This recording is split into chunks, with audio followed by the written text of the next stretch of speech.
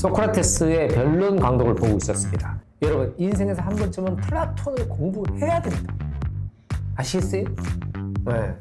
플라톤을 공부하지 않고 어떻게 민주주의를 논의할 수 있단 말입니까? 예, 자, 법칙을 논할 수도 없죠. 자, 그래서 플라톤의 핵심 철학이 담겨있는 소크라테스의 변론 함께 보시죠.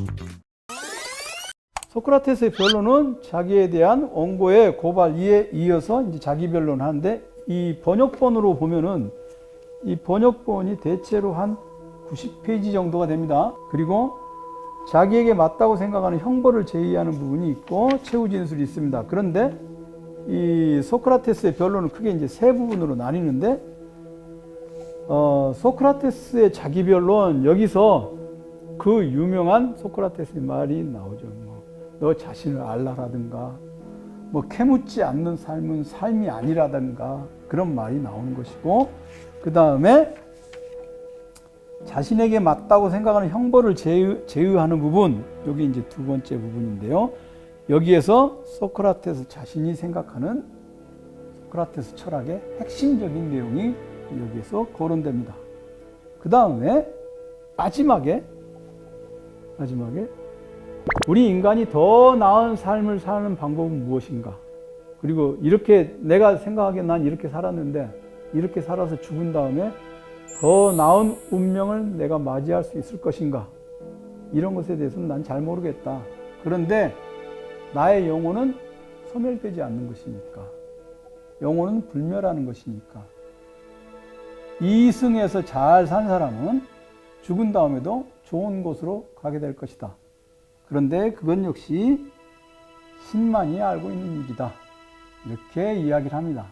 그게 바로 최후 진술의 마지막입니다. 소크라테스에 대해서 안 좋은 소문을 퍼뜨린 사람들은 하늘 높이 떠 있는 것을 골똘히 생각하거나 지하의 온갖 걸 탐사하는 사람은 신을 믿지 않는 사람이라고 하는 거짓 믿음을 만들어서 퍼뜨린 거죠. 그게 심각한 겁니다. 이건 뭐냐? 이게 바로 흑색선율. 한국 사회에서 아직도 횡행하는 게 뭡니까? 뭐 하는 사람은 빨갱이다.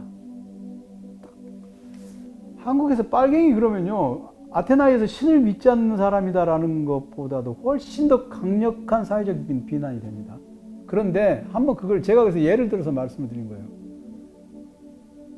당할 수가 없습니다. 그 말을 해버리면. 그러니까 아테나이 사회에서 아테나이 고유의 신들에 대한 관습을 따르지 않는다? 그러면 신들을 믿지 않는다. 그렇게 말을 합니다.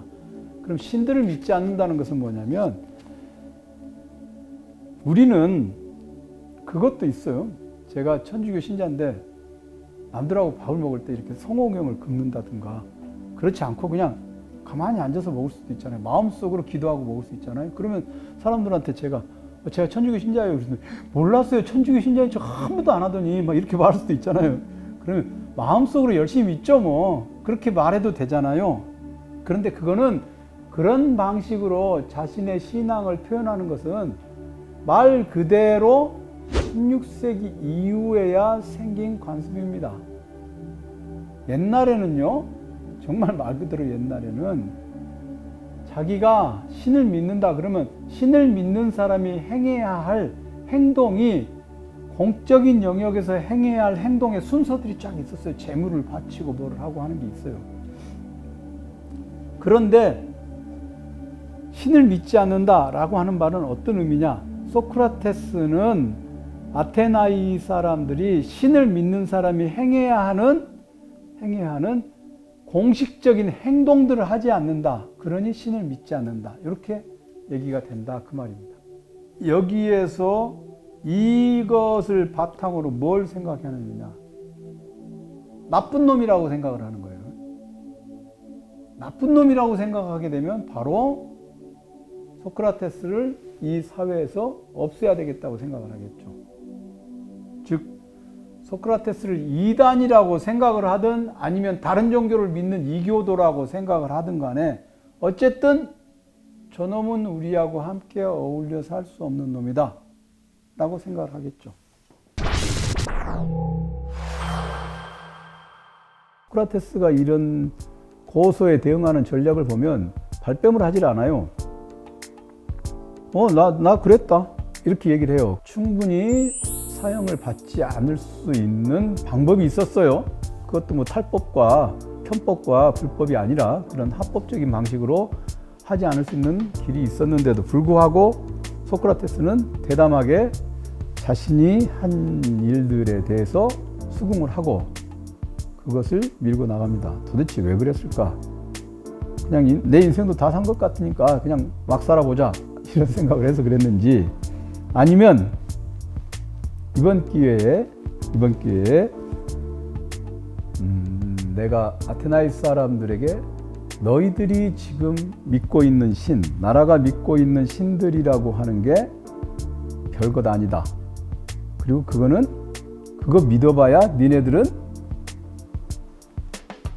소크라테스가 가장 싫어하는 그런 욕구의 충족, 사소한 욕망을 만족시키는 일에 빠져서 인간다운 삶을 살 수 없다는 것을 이번 기회에 아주 공식적인 자리에서, 그러니까 소크라테스는 그동안 쭉 사적인 개인으로 살아왔는데 이제는 그러지 말고 법정에서 공식적으로 이 사람들에게 마지막으로 훈계를 한번 해야겠다라고 생각하고 나라가 믿는 신들을 믿지 않는다라는 이 고발에 대해서 적극적으로 대응해 나가려고 하지 않았을까, 이렇게 생각을 해볼 수 있습니다.